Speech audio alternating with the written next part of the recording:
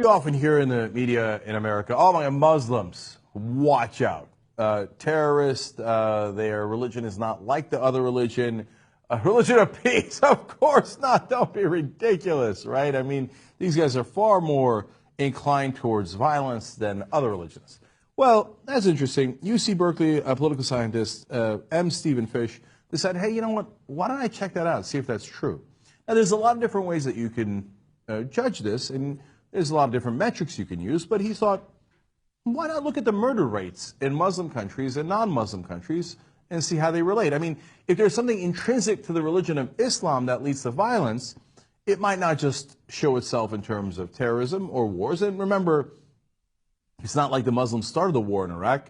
We started the war in Iraq, right? And then a lot of violence broke out. But murder is a different category. It's, you know, intentional homicide, and it's judged based on crime statistics. So let's check that out, okay?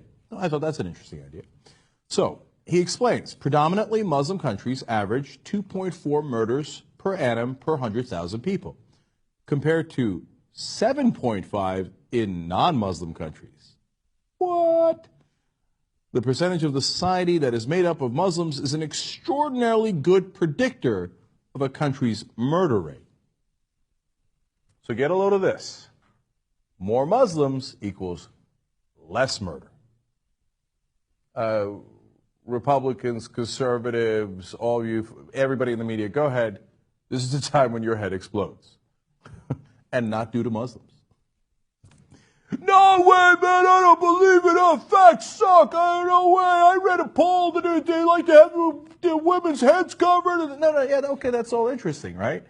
But these are the numbers. You can go check them yourself, okay? So the non-Muslim countries have murder rates 3 times higher. So now I know what a lot of smart people are thinking. Wait a minute now. There's a lot of different factors that go into that. Yeah, you're right. So let's just read up on the rest of the context of this, and then we'll talk about it. He says, more authoritarianism in Muslim countries does not account for the difference. I have found that controlling for political regime and statistical analysis does not change the findings. More Muslims, less homicide. So because if I would have thought the same thing. Hey, look, a lot of these countries, unfortunately, are under authoritarian leadership. And now if you got a guy who's a dictator and who's going to, you know, have severe consequences for you, if there's crime, maybe that affects the numbers. But he controlled for that, and he found that it does not affect the numbers. Okay. How about if you took out some of the troublesome Christian countries? There are countries, by the way, when they're troublesome, they're not called Christian countries.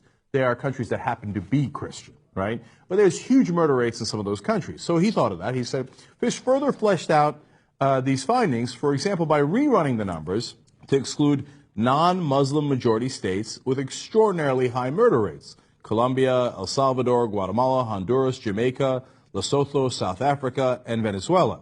Countries with lots of Muslims were still less murder-prone by a pretty large margin.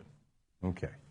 Now, do I believe that there is something inherent in Muslim people that makes them less violent than other Homo sapiens? Of course not. That argument is as absurd as saying that Muslims are inherently more violent. No, they're human beings. They're exactly the same as the rest of us. Now, could there be something that is in their culture, the socioeconomic conditions, political context that's making the difference? Yes. Now, that's exactly what I say also about terrorism, that it might have something to do with the political context, the socioeconomic conditions, etc., and all that should be studied further.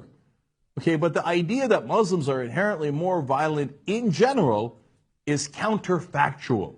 It is the opposite of true. Okay? So, now, again, it's not to say that Muslims are lovely people who float up on clouds and who have a different makeup than we do, okay? And who would never do anything wrong. Of course, there's still murders. It's not at the same rate.